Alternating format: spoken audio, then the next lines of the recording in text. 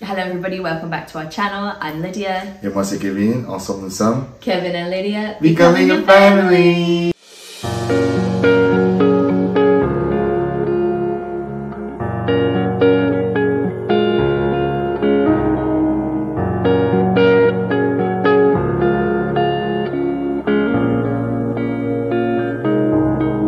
Bienvenue à tous dans cette nouvelle vidéo. Aujourd'hui on va parler d'un truc que vous aimez beaucoup, le sexe.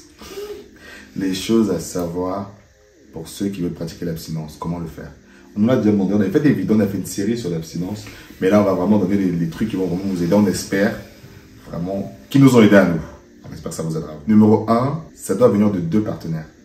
C'est pas toi tu dois vouloir, l'autre ne veut pas, sinon ça ne tiendra pas. Je rajouterai même que c'est même l'homme qui doit même l'idée, parce que c'est l'homme qui lead la relation.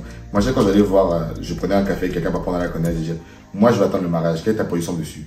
Il y a des personnes qui m'avaient déjà sorti que si ça arrive, ça arrive. Que non, fini. Moi, je sais que je suis pas fort. Si toi, t'es pas fort, ça va pas tenir. Avant d'être spirituel, dire que c'est Dieu. Non, c'est toi. Il faut encore le vouloir, mon frère. Souvent, on dit que non, Dieu va me donner la force. Non. Si toi, tu ne veux pas, ça va pas tenir. Donc, numéro 1, vous devez vouloir le faire. Point barre. Deuxième point, on va pas se mentir, ça va être dur. Mais il faut ramener Dieu dedans. Vraiment, il faut mettre la Bible entre vous. Entre vous deux. Il faut inviter Dieu. Dedans. Là. Quand tu as les mauvaises pensées, dis que Dieu, pardon, aide-moi. Il ne faut pas avoir les mains qui se baladent, franchement. Les mêmes. Non, mais ça, on le dit Dieu est là. Dieu est là, il faut regarder. Il faut regarder. Surtout, ça dépend si. Parce qu'il y a deux cas. Il y a des personnes qui l'ont jamais fait. Il y a des personnes qui l'ont déjà fait et qui ont décidé de s'abstiner, tu vois. Oui. Donc, selon que votre profil est, ça va être plus ou moins dur ou pas. Mais dans tous les cas, c'est dur. Et on dit seulement, c'est un truc que quand toi, tu fais ta part, tu fais le pas, Dieu va faire le reste. C'est toi, tu dois faire cette décision.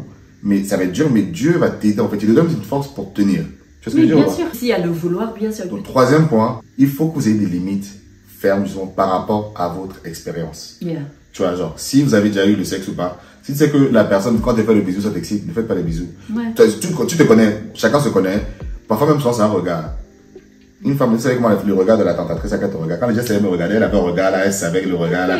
Le regard là, tu sais très bien le regard que je parle. Comme tu as dit tout à l'heure, on se retrouvait jamais. Bon, et après, voilà, petit conseil, c'est que sinon, il faut jamais se retrouver seul dans une pièce enfermée. Jamais. On a voulu essayer, c'était dangereux. C'est pas on n'est pas genre on a voulu essayer, on était piégés, monsieur. On était parti d'une étude de vie dans une église. Il y avait parce que et moi je pensais non, on va faire les sleepovers là, c'est pas. Mais toi tu avais vu un couple chrétien même qui faisait les sleepovers. Ah, donc moi je pensais qu'eux ils faisaient. On dormait pas dans le même lit. Ils devaient tout le monde, Voilà, ça c'était aussi les limites fermes que nous aussi on a établi. Oui, établi, c'est pas le mot que je cherche. Après, nous aussi, on ne dormait même pas dans le même lit. Même si c'était juste pour dormir, les amis, on ne voulait même pas dormir dans le même lit. Parce que pour moi, je trouvais que c'était quelque chose que je voulais partager avec mon mari aussi, juste de partager le lit. Mais en même temps, si vous dormez dans le même lit... Vous pensez que vous êtes qui? En vrai, c'est moi je connais des gens, je connais quelques gens, je parle pas de toi, si je te reconnaître. Il dit, ouais, je vais avec ma copine, mais on va pas le faire. Il dit, ok. Quelques temps après, oui, on l'a fait. Eh, move, bien sûr que tu l'as fait, tu vois que tu es qui? En fait, il faut, quand la Bible dit qu'il faut fuir la tentation, il faut fuir la tentation. C'est ça. Parce qu'en fait, il y en a par exemple qui vont dire, est-ce qu'on a le droit de faire un bisou, faites pas de bisous. Par exemple, il y en a, moi je connais des gens qui n'ont pas fait de bisous. Moi, je pouvais pas ne pas faire de bisous. On se fait des bisous, mais dans les lieux publics. Oui, c'est-à-dire qu'on se voyait toujours dans un parc, dehors, parce que la seule fois... Et les bisous, voilà, les bisous, c'était dans les lieux publics. La seule fois où on s'est fait un bisou dans un lieu privé, ça a failli partir en sucette. On a compris que, non, mon ami, plus jamais. Ouais. Donc en fait, il faut vraiment se connaître et savoir qu'est-ce qui va te provoquer. Vous voyez ou pas? Mais vraiment, ayez des limites fermes. Et claires, dès le début. Et si par exemple, vous vous retrouvez dans un lieu fermé, ayez d'autres personnes avec vous, tu vois.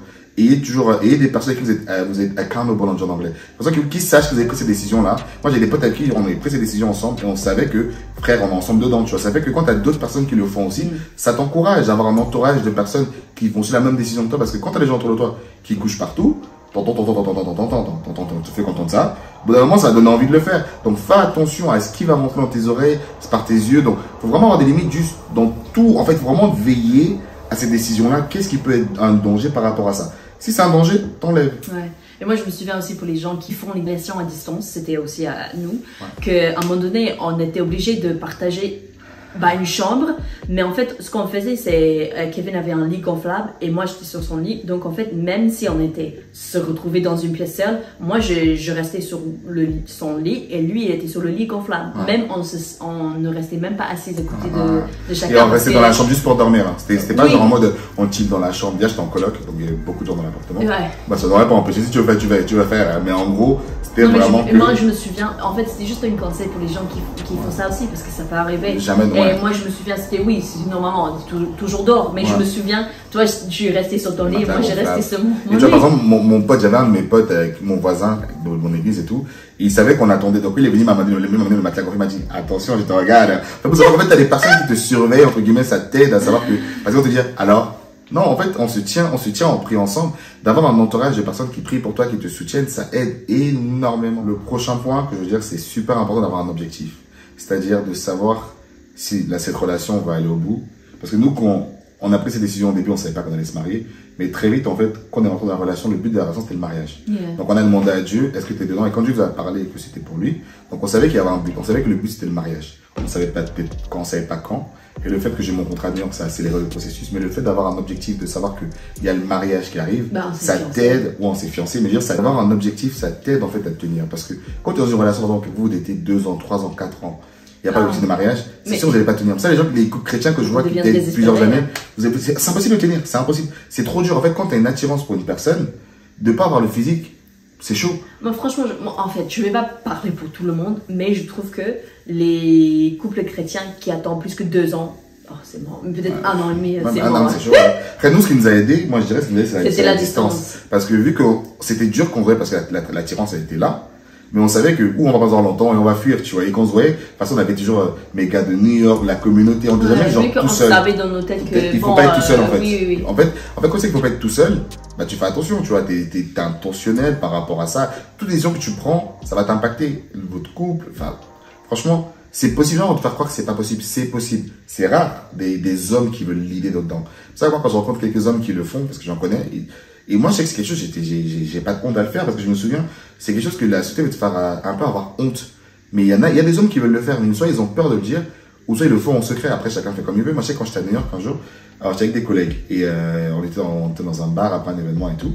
Et je me souviens, ils me disaient, ah ouais, ta fiancée qui arrive, c'est trop bien, tu vas envoyer, tu vois. Et j'étais en mode, dans ce moment-là, j'avais 2 décisions. Soit renier Dieu, pour entre guillemets dire, faire comme un mondain, dire oui, on va envoyer. Et juste dire que, bah non, on fait pas ça. Même si ça les regardait pas, en vrai. Et dans ce moment, je suis juste en mode, non, moi, ma femme, ma fiancée et moi, bah, on attend le mariage, tu vois. Ils m'ont regardé en mode, tu vois, genre en mode bizarre, non, on te croit pas et tout. Mais après, regardez le témoignage, parce qu'en fait, quand tu renies pas Dieu, franchement, il y a un moment, je suis aux toilettes et je tombe sur un gars qui était bien placé dans la banque et tout. Il me dit, franchement, respect, hein. Franchement, respect. Et regarde, il y a un autre gars qui était à la même table, qui rigolait, entre guillemets. Il vient me voir en privé, qui me dit, lui aussi, il attend le mariage, mais il avait honte de le dire à haute voix. Parce qu'en fait, envie de se dire, genre, il faut tellement prouver que tu couches avec 10 000 personnes que si tu couches pas, limite, t'as honte. Et moi, j'ai eu ce courage de dire, non, moi, j'attends. Et j'ai pas honte de le dire. Il faut pas avoir honte de le dire. Si tu veux attendre le mariage, la honte n'est pas de ton camp, en fait. La honte, c'est de l'autre côté, en fait. Donc, vraiment, n'aie pas honte. Moi, j'aurais aimé qu'on me dise ça avant, tu vois, parce que c'est tellement pas une décision que beaucoup de gens font que si tu fais, limite, tu vas avoir, enfin, tu vois, en fait, on encourage tellement à t'amuser et tout. Non, c'est bien de se préserver pour ton partenaire. Et je regardais une vidéo, une femme qui disait, comme quoi, ne couchez pas beaucoup, parce que quel homme voudra marier une femme qui a couché avec trop de gens? Après, chacun fait ce qu'il veut, mais t'imagines, t'es avec une femme qui a couché avec tout le village. Et pareil pour un homme, partout où vous allez, quelqu'un a goûté à ta femme, a goûté à ton mari. Franchement, c'est relou. Après, chacun fait comme il veut.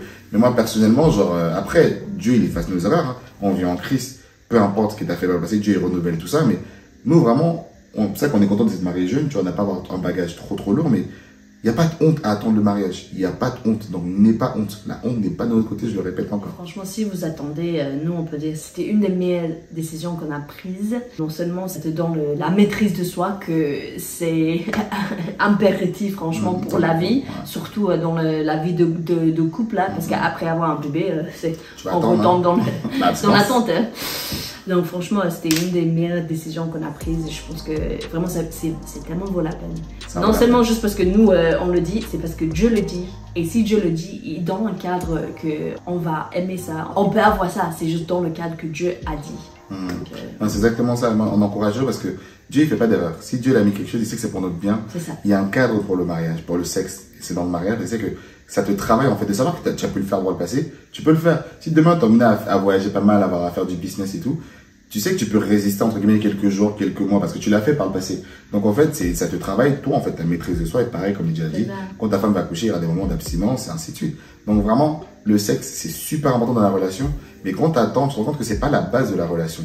La base, c'est le côté spirituel, le côté émotionnel. Parce qu'on a déjà dit les bénéfices. On a fait une vidéo sur les avantages du sexe avant le mariage. C'est que tu apprends à connaître la personne parce que tout ce que vous avez à faire, c'est parler.